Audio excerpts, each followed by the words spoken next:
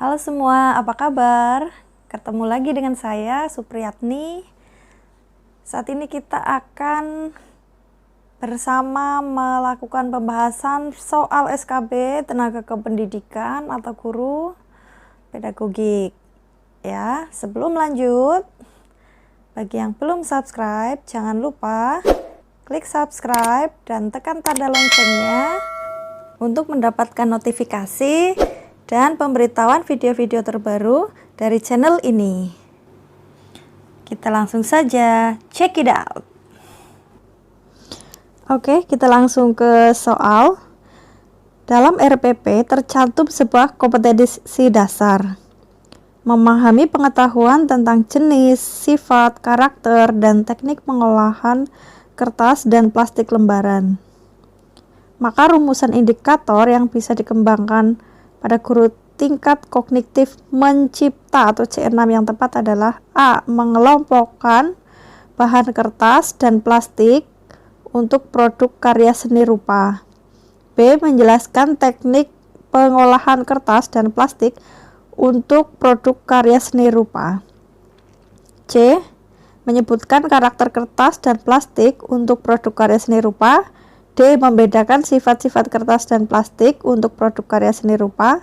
E. Membuat produk karya seni rupa dari kertas dan plastik lembaran. Oke, kita akan melihat bahwa di sini yang diminta adalah kognitif mencipta atau C6 ya. Yang A mengelompokkan itu berarti termasuk dalam C2. Kemudian untuk yang B menjelaskan itu juga masuk C2. Kemudian yang C menyebutkan itu masuk C1. Kemudian yang D membedakan itu masuk C2. Jadi jawabannya adalah E, membuat. Kata kerja operasional mengingat terdiri dari mengetahui, menyebutkan, menghafalkan, menuliskan, memberi label. C2 memahami, menerangkan, menjelaskan, mengartikan, membedakan, merangkum, mengelompokkan. C3 atau menerapkan, menggunakan, melaksanakan, melakukan, melatih, membiasakan, menyelesaikan. Kemudian C4 menganalisis, terdiri dari KKU-nya mendiagnosis, menguraikan, memilih, mengedit, menyeleksi, dan menata. C5 mengevaluasi, kata kerja operasionalnya menguji, mengukur, mengkritik, memvalidasi, membuktikan, memisahkan, memonitor. Dan terakhir C6 mencipta, terdiri dari membangun, membentuk, membuat, menampilkan, memperjelas, menemukan, dan menyusun. Soal berikutnya, dalam sebuah RPP tercantum sebuah kompetensi dasar, memahami pengetahuan tentang prinsip perancangan, pembuatan, dan penyajian produk kerajinan dari bahan kertas dan plastik lembaran yang kreatif dan inovatif. Maka rumusan indikator yang bisa dikembangkan guru pada tingkat kognitif menganalisis atau C4 yaitu A. Menjelaskan beberapa karakter bahan kertas dan plastik lembaran. B. Menyebutkan bahan kertas dan plastik lembaran yang digunakan dalam karya seni. C. Menyeleksi bahan dari kertas ya. Dan jawabannya yang C. Yang A itu menjelaskan masuk C2. B. Menyebutkan itu masuk C1. Kemudian yang C menyeleksi itu masuk C4 menganalisis ya. Kemudian yang D membuat, C6 itu masuk C6. Kemudian yang E memberikan kritik itu masuk ke dalam C5. Soal selanjutnya, dalam sebuah RPP tercantum sebuah kompetensi dasar menyelesaikan masalah berkaitan dengan limit fungsi trigonometri. Maka rumusan indikator yang bisa dikembangkan pada guru tingkat kognitif mengevaluasi atau C5 adalah yang A, menggunakan, termasuk ke C3. Kemudian B, membedakan. Membedakan itu masuk level C2. Kemudian yang C, menerapkan, masuk level C3. D, menyebutkan, itu masuk C1. Dan kemudian E, membuktikan, itu masuk C5. Jadi jawabannya adalah yang E, membuktikan. Soal berikutnya, perumusan tujuan pembelajaran di bawah ini yang paling tepat adalah. Nah, ini soal yang berbeda, materi yang berbeda. Jawabannya yang mana ya? Kira-kira yang tepat dari A, B, C, D, atau E? Nah, jawabannya adalah E. Setelah melaksanakan proses pembelajaran dan menggali informasi melalui diskusi, siswa dapat menerapkan rumus sudut-sudut berelasi pada fungsi trigonometri sinus, kosinus, dan tangen di berbagai kuadran dengan benar. Penjelasannya yaitu untuk tujuan pembelajaran itu memuat unsur-unsur A, B, C, D. A, B, C, D, A, audience, B, behavior, C, condition, D, degree. Nah, pada soal tersebut, jawaban A, B, C, D ada audience atau peserta didik. Nah, kita lihat yang A ada siswa, yang B tidak masuk, berarti yang C dan E. Nah, kita lihat kemudian berikutnya behavior. Pengertian dari behavior adalah perilaku spesifik yang akan dimunculkan oleh peserta didik setelah selesai peroleh pengalaman belajar. Memuat kata kerja dan objek, seperti menjelaskan konsep hukum Newton, menunjukkan daerah penyelesaian dalam grafik sistem pertidaksamaan linear, menganalisis unsur-unsur sastra dalam sebuah puisi, dan sebagainya. Jadi behavior adalah perilaku yang muncul setelah memperoleh pengalaman belajar. Kemudian C itu condition atau kondisi, atau berupa batasan yang dikenakan kepada peserta didik atau alat atau peralatan yang digunakan peserta didik saat dilakukan penilaian. Kemudian setelah melaksanakan proses pembelajaran dan menggali informasi melalui diskusi, itu contohnya ya. Itu kondisinya setelah melakukan kegiatan bagaimana. Kemudian D, degree adalah tingkat keberhasilan peserta didik. Misalkan peserta didik diharapkan mengukur jari-jari lingkaran tabung kertas dengan kebenaran 80%. 2, peserta didik diharapkan mengukur jari-jari silinder torak dengan tingkat kesalahan 0,1%. Kemudian tingkat keberhasilan ditunjukkan dengan batas minimal dari penampilan suatu perilaku yang dianggap dapat diterima. Baik, kita analisis mengapa jawabannya yang E.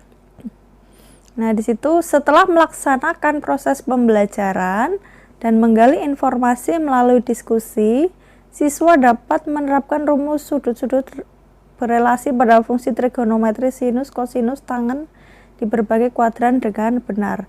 Kita lihat di sini ada A, B, C, D. A, audience, B, behavior, C, condition, D, degree. Nah, yang kalimat yang pertama, setelah melaksanakan proses pembelajaran menggali informasi melalui diskusi, itu condition setelah melakukan pembelajaran. Kemudian siswa itu audiensnya atau peserta didik, kemudian dapat menerapkan rumus sudut-sudut relasi pada fungsi trigonometri. Ya, itu termasuk B, behavior atau perilaku yang muncul ya, dapat menerapkan rumus. Kemudian degree-nya, tingkat keberhasilan peserta didiknya bagaimana? Degree-nya yaitu dengan benar. Kita lanjut soal berikutnya. Tujuan pembelajarannya bunyinya begini. Setelah melaksanakan proses pembelajaran dan menggali informasi melalui diskusi, siswa dapat menjelaskan tentang budidaya tanaman kangkung. Nah, rumusan tersebut itu belum lengkap pada bagian mana, apa audience, behavior, condition, degree, atau kata kerja operasional. Nah, yang belum ada yaitu degree. Nah, kita lihat di situ ada siswa, itu audience, kemudian dapat menjelaskan, itu behavior ya yang diharapkan, kemudian perilaku yang diharapkan itu behavior, kemudian kondisinya, condition itu setelah melaksanakan proses pembelajaran dan menggali informasi, diskusi melalui diskusi, yaitu C, condition. Yang E tidak masuk ya karena bukan A, B, C, D tadi, syarat yang tadi. Soal berikutnya, dalam sebuah rumus tujuan pembelajaran, guru menuliskan siswa dapat mendefinisikan hewan mamalia, mengelompokkan dan membedakan jenis-jenis mamalia.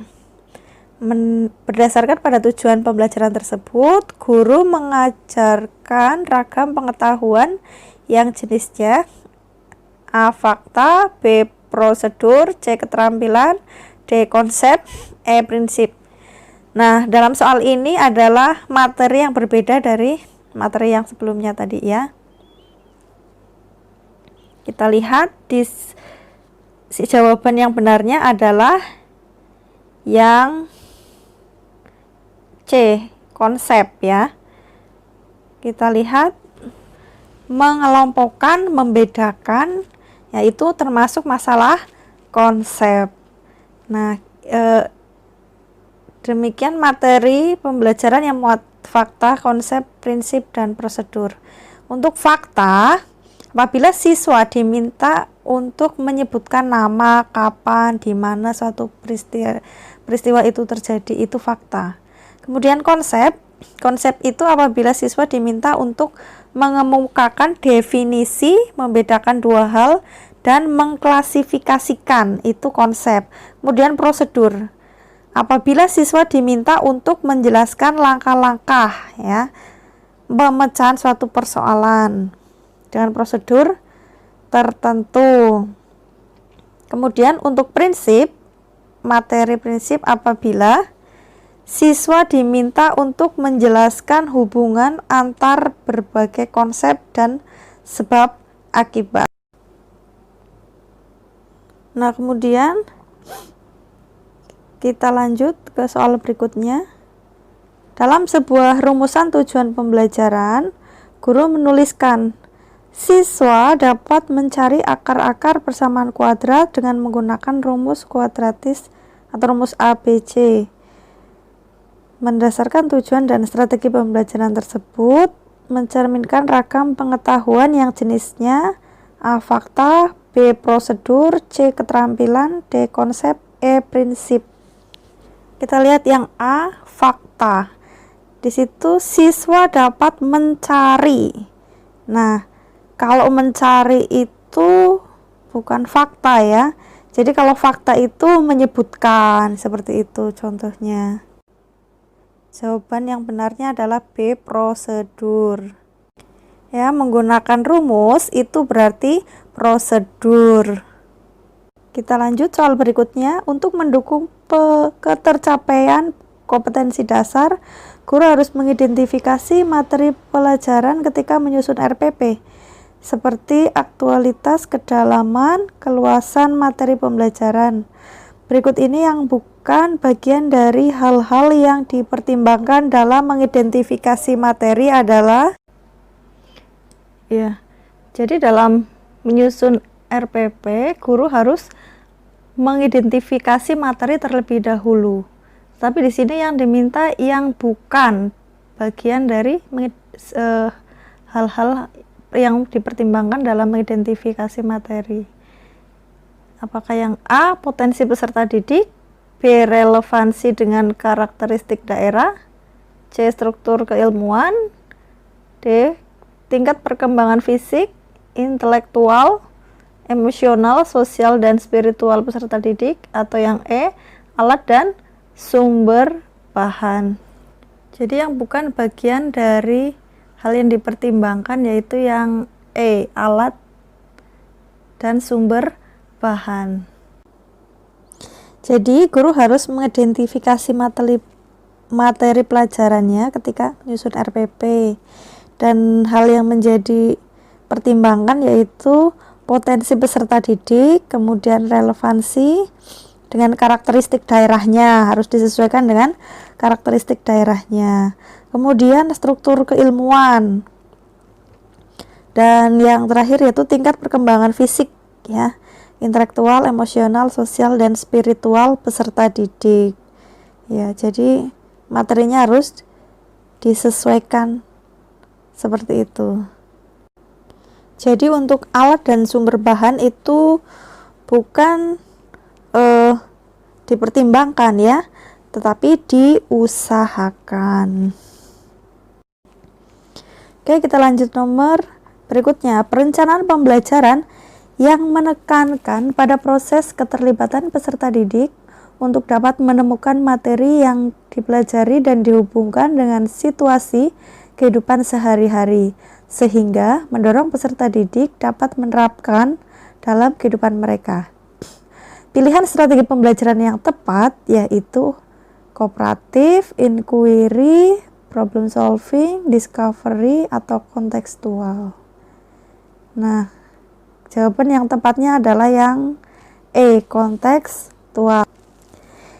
Ya, di situ peserta didik dapat menerapkan dalam kehidupan mereka, berarti kontekstual ya. Di sini kontekstual itu artinya mengaitkan materi dengan situasi dunia nyata siswa, hubungan antara pengetahuan yang dimiliki dengan kehidupan mereka sehari-hari untuk diterapkan.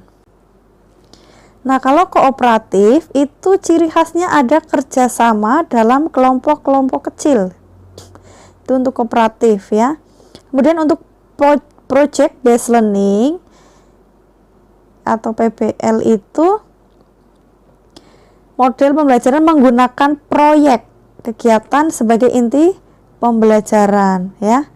Dalam hal ini siswa melakukan eksplorasi ya, penilaian, interpretasi, dan sintesis untuk memperoleh berbagai hasil belajar dari pengetahuan, keterampilan, dan sikap. Nah, kemudian untuk PBL atau problem based learning itu ciri khasnya adalah masalah-masalah real dalam kehidupan yang nyata. Di situ siswa dituntut untuk memecahkannya ya. Kemudian untuk inquiry itu ciri khasnya melakukan observasi atau eksperimen untuk memecahkan masalah sehingga menemukan jawaban dari masalah tersebut atau rumusan masalah tersebut. Ya, misalkan ada observasi, eksperimen, kemudian memecahkan masalah di laboratorium misalkan. Berarti itu masuk ke dalam inquiry. Kemudian untuk discovery learning itu ciri khasnya siswa dapat menyimpulkan konsep. Jadi membuat kesimpulan konsep dari pembelajaran yang dipelajari. Itu model pembelajaran discovery learning. Nomor berikutnya, karakteristik masalah yang digunakan pada model problem based learning adalah problem based learning. Apakah yang A, abstrak dan menyeluruh, atau kompleks dan lengkap, atau otentik dan bermakna, atau luas dan detail, atau mudah dan sederhana.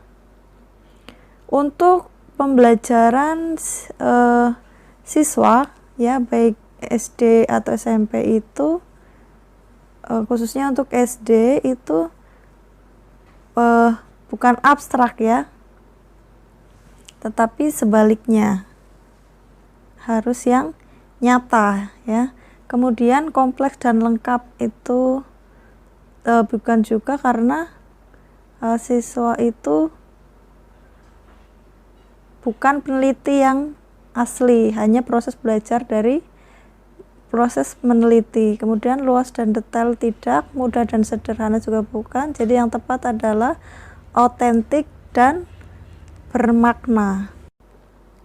Jadi, karakteristik masalah pada model problem based learning itu masalahnya harus otentik dan bermakna. Kemudian kita akan lanjut nomor 11 atau nomor berikutnya. Saat merancang pembelajaran, seorang guru ingin menyederhanakan konsep atau prinsip atau hukum yang kompleks sehingga dapat memperjelas penyajian pesan secara tertulis. Media apa yang paling tepat dipilih oleh guru tersebut?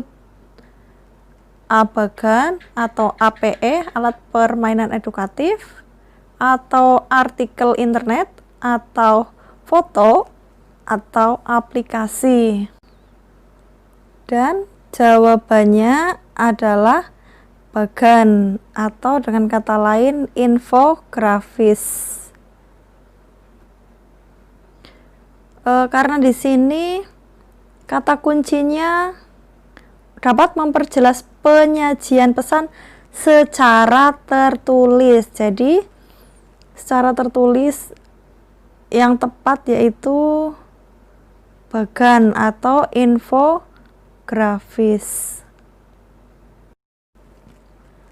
Berikutnya, nomor berikutnya, kriteria terpenting dalam memilih media pembelajaran yang relevan untuk suatu topik pembelajaran adalah A.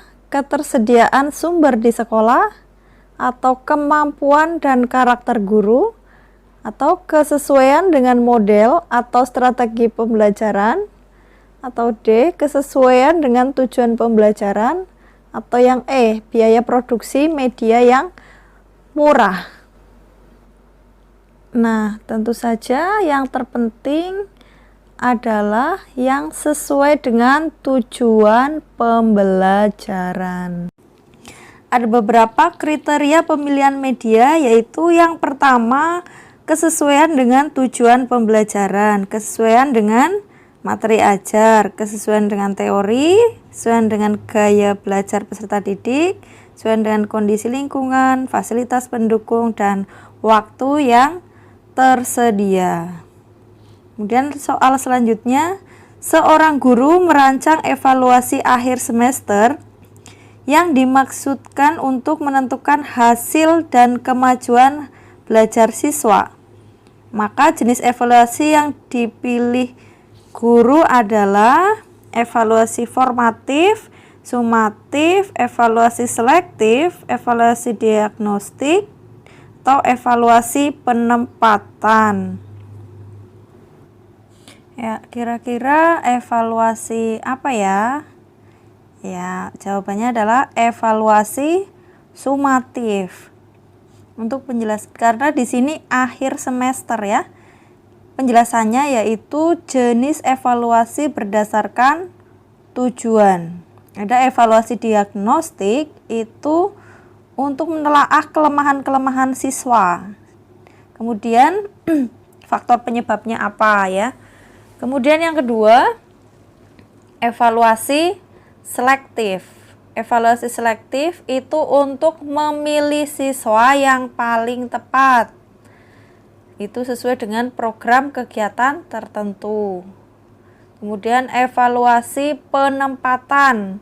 Itu evaluasi yang digunakan untuk menempatkan siswa dalam program pendidikan tertentu sesuai dengan karakter siswa.